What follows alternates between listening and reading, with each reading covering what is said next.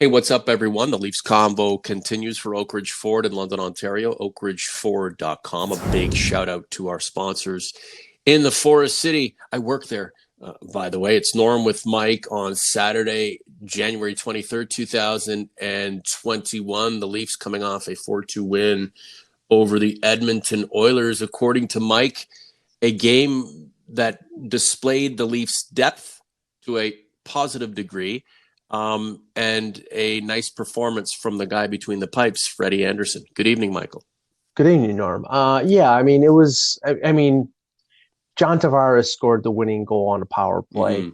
Mm-hmm. Marner scored the empty netter, but the two goals that they got to get to that point were goals from their depth. Players that have either have played but not scored a ton, or players that were playing their first game. Adam Brooks with the power play goal in the second period, and Jimmy Vesey on a nice setup from Nylander.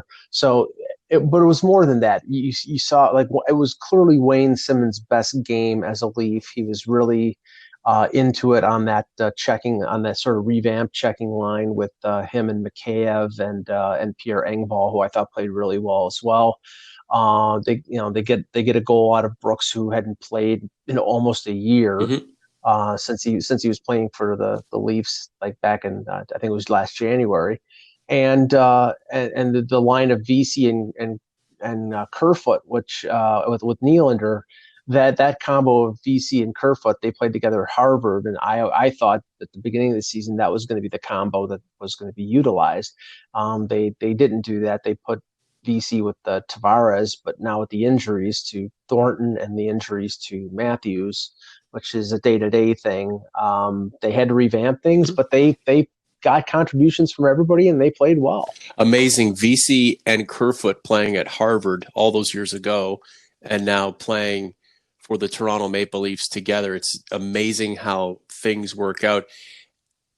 Austin Matthews, the team's top player, goes down. We don't think it's anything serious. We know it isn't, but a nice time for all hands to be on deck and all hands essentially contributing to a victory. Yeah, I mean, obviously the core guys have to step up in the absence of Matthews, and I thought up until the third period that the number one line, which was Hyman with Tavares and Marner, really didn't do a lot, but Tavares, tips in the Marner shot on the power play to get the game-winning goal, and then Marner scores the empty netter. So they did contribute, but everybody has to step up when Matthews is out, and it purportedly, he probably, if he doesn't come back on Sunday against Calgary, he'll probably be back on Tuesday.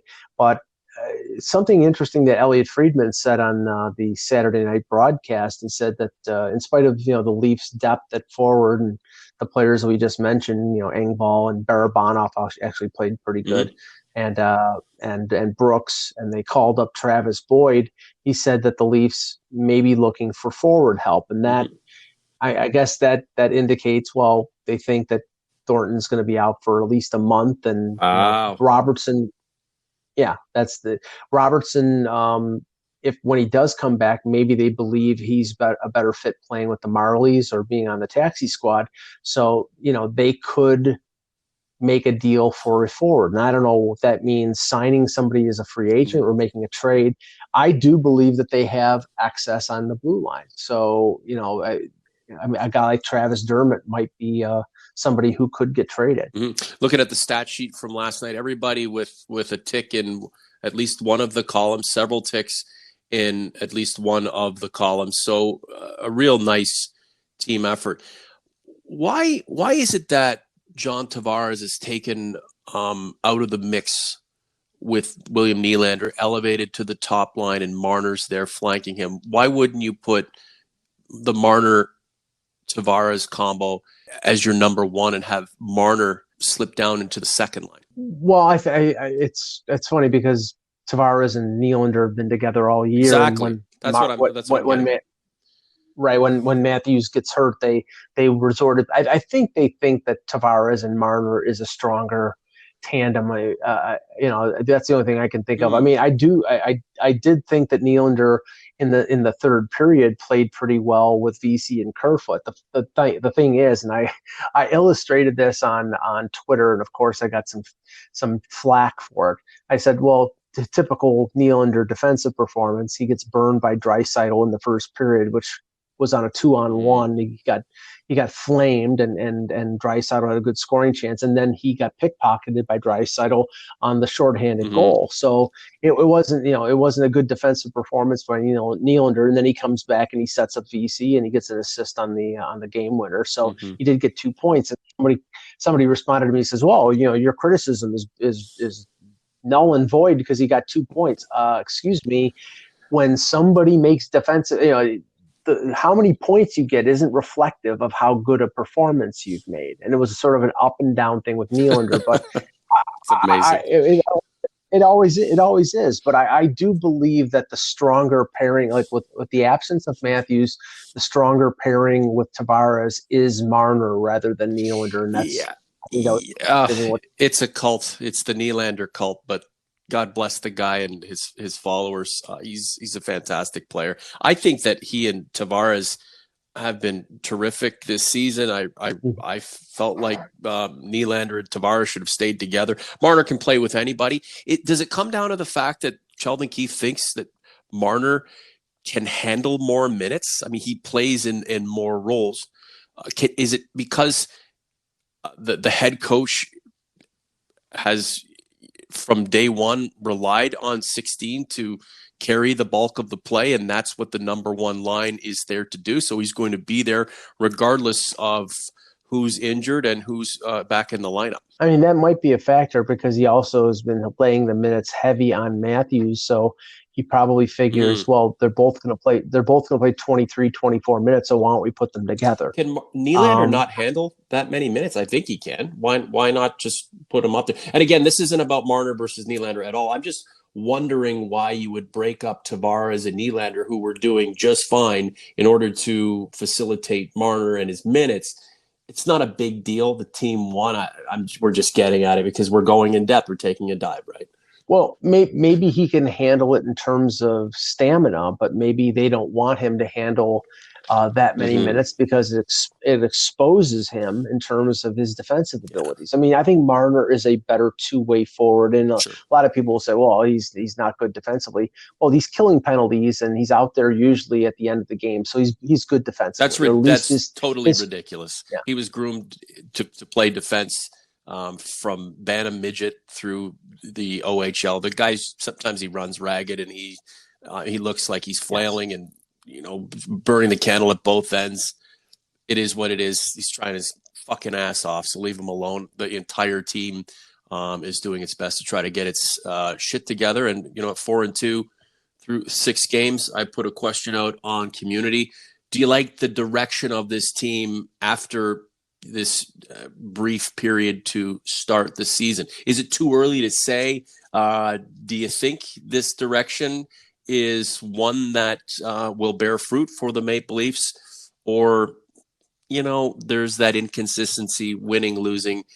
You'd rather see the team string a significant amount of victories together before you can get on board with it. Freddie Anderson looked real good in the second of the 2 games against the Edmonton Oilers, which is nice.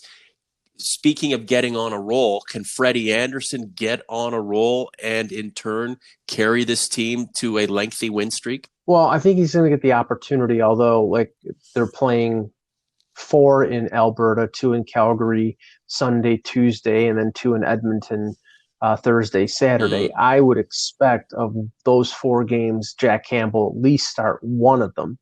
Maybe 2. Maybe they'll split it. But if Anderson gets hot, then he'll play as many as he can, and they'll just ride the wave. That he thrives on the work, but I think eventually you're going to have to mix Campbell in there because Campbell's a quality backup, and he's not. No doubt. When he plays, he's gonna get you win. Speaking of polls, 159 votes 159 contributors. Would Freddie Anderson benefit from giving up more minutes to Jack Campbell?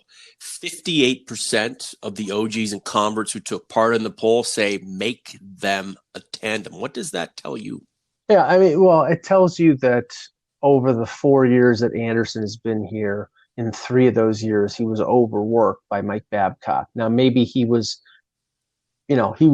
on board for that, but the season, we know where it needs to be won, and that's in the playoffs. And I think in at least 2 of those instances against Boston, I thought he was out of gas, and that's why his play dropped off. You have to play in a 56-game regular season. I think you have to play Jack Campbell at least 20 games. And I think that, Keith has said, it's not going to be just second of back-to-back. It's going to be, he'll be put in there at certain times, but I don't know whether it's going to be up to what I think it should be. It's going to be what they think it should be, and that's what they're going to go with. The Leafs in Calgary on Sunday. Can we expect more of the unexpected, or do we think there's a bit of a trend developing? Well, we can only hope that Matthews gets back in the lineup. If that's the case, then the lines will probably go back to the to their normal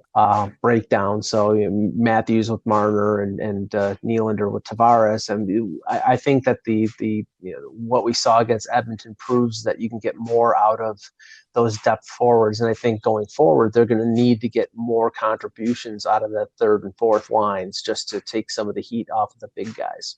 Before we go, we have to talk about the trade. Jets and Blue Jackets, Laine and Roslovic to Columbus, Pierre-Luc Dubois, the disgruntled one, off to Winnipeg. If he didn't like Columbus, how much more is he going to like Winterpeg? Well, it's funny. His dad is the assistant coach for the Manitoba Moose, so I think that helps a little bit. Touché. I think he just wanted to get out of. Yeah, he just wanted to get out of Columbus. I don't think it was just Tortorella. I think it was the whole situation that Columbus doesn't pay their players, and he wanted a long-term deal. He got a two-year bridge deal from Columbus, and I think that they were not prepared to pay him what he's worth. And I think he's a number one center, and that was probably part. There are a lot of things that are apparently going on behind the scenes that will probably never be known. But the one thing from a Leaf perspective that I think is good, there was a lot of talk about Montreal being in on Dubois, and the way Montreal's playing right now, they're red hot. The last thing, and I'm just looking forward Dubois is a good two-way center who matches up well against Tavares or Matthews. And you saw that in this series against Columbus in the playoffs last August. The last thing you'd want is him to be on a team with Josh Anderson and Gallagher and all these, these pain in the butts that Montreal has.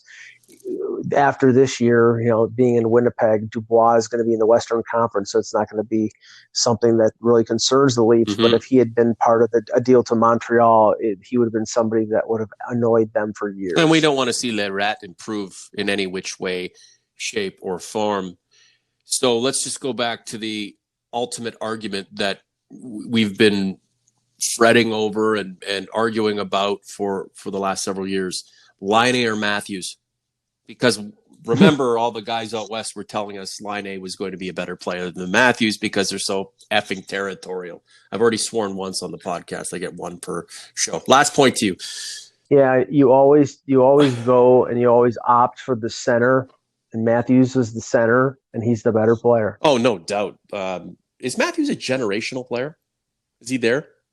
It's tough to say that because he was taken a year after McDavid. Maybe if McDavid didn't exist, Matthews would be considered generational. But I think he's a franchise player. But generational comes, it's Crosby, it's McDavid. I don't think he's at that level, but he's pretty damn good.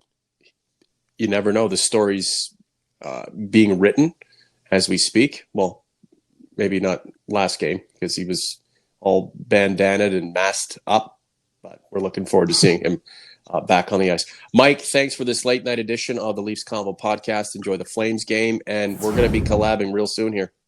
Thanks, Norm.